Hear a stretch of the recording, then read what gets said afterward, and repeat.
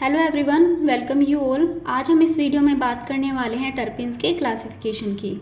जैसा कि हम जानते हैं कि जितने भी टर्पिन्स हैं वो क्या है, काफ़ी सारी आइसोप्रीन यूनिट से मिलकर बने हुए हैं। तो हम बोल सकते हैं कि जो टर्पिन का कार्बन स्केलेटल है वो किससे मिलकर बना है, आइसोप्रीन यूनिट से मिलकर बना है। और इसी वजह से हम क्या करने वाले हैं, टर्पिन्स को क्लासीफाई करेंगे डिफरेंट कैटेगरीज के अंदर। और किस बेसिस पर हम इसकी कैटेगरी डिवाइड करेंगे कि कितने नंबर ऑफ आइसोप्रीन यूनिट इसमें प्रेजेंट है।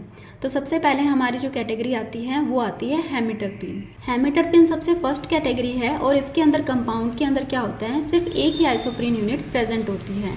नेक्स्ट जो कैटेगरी है वो है मोनोटर्पिन्स। मोनोटर्पिन्स के अंदर क्या होगा, जो कंपाउंड है उसके अंदर दो आइसोप्रीन यूनिट प्रेजेंट होती है और वो डिपेंड करता है उस कार्बन स्केलेटल की नेचर पर।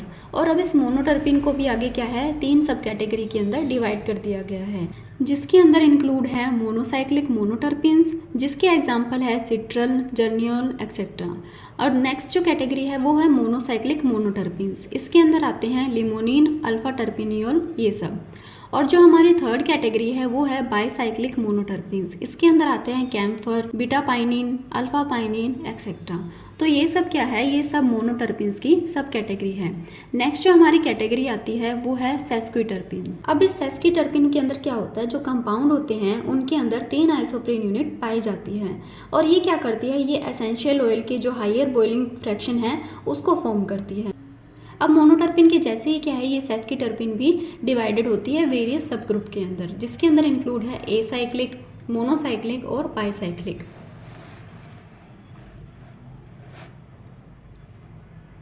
तो एसाइक्लिक सेस्क्विटर्पिन के अंदर इंक्लूड है अल्फा फार्नेंस, फ्रेनिसोल, ये सब। नेक्स्ट जो मोनोसाइक्लिक की कैटेगरी है उसके अंदर आता है अल्फा बिसाबोलिन और बाईसाइक्लिक की है उसके अंदर आता है अल्फा कैडिनिन। ये सब क्या है, ये सेस्क्विटर्पिन्स की सब कैटेगरी है। नेक्स्ट जो हमारी कैटेगरी आती है वो आती है डाइटर्पिन। डाइटर्पिन के अंदर क्या होगा, आइसोप्रीन की 4 यूनिट प्रेजेंट होगी। इसका एग्जाम्पल है फाइटोल, जो कि एसाइक्लिक डाइटर्पिन है। दूसरा एग्जाम्पल है एगैथिक एसिड, ये क्या है, एक तरीके का रेजिन एसिड होता है और ये बाईसाइक्लिक डाइटर्पिन का एग्जाम्पल है। तो इन दोनों की स्ट्रक्चर आपको यहाँ पर देखने को मिलेगी। नेक्स्ट जो हमारी कैटेगरी आती है वो आती है सेस्टरटर्पिन। इसके अंदर क्या होता है, जो कंपाउंड होता है उसके अंदर आइसोप्रीन की 5 यूनिट प्रेजेंट होती है। नेक्स्ट जो हमारी कैटेगरी है वो है ट्राइटर्पिन। ट्राइटर्पिन के अंदर क्या होगा, कंपाउंड के अंदर 6 आइसोप्रीन यूनिट प्रेजेंट होगी और इसका जो एग्जाम्पल है वो है स्क्वालिन। अब ये जो स्क्वालिन की स्ट्रक्चर आपको यहाँ पर दिखाई दे रही है, इस स्ट्रक्चर के अंदर क्या है, आपको 6 आइसोप्रीन की यूनिट अरेंज होते हुए दिखाई देगी। कैटेगरी है टेट्राटर्पिन। टेट्राटर्पिन के अंदर क्या होता है, इस कंपाउंड के अंदर 8 आइसोप्रीन यूनिट है वो प्रेजेंट होती है। जब हम 8 आइसोप्रीन यूनिट की बात करते हैं तो इसके अंदर टोटल नंबर ऑफ कार्बन कितने होंगे, C40, मतलब 40 कार्बन होंगे।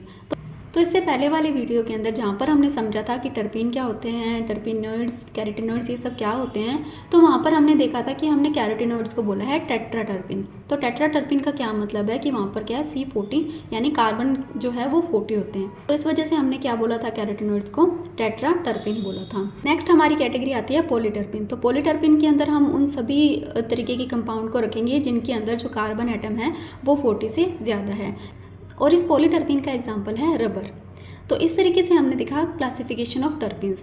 तो ये था टर्पिन का क्लासिफिकेशन। अब इस क्लासिफिकेशन को आप इजीली याद रख सकें, इसके लिए एक टेबल बनाया है जिसके थ्रू क्या है, आप इजीली इन सभी को याद रख सकेंगे। तो अब हम वो टेबल देख लेते हैं।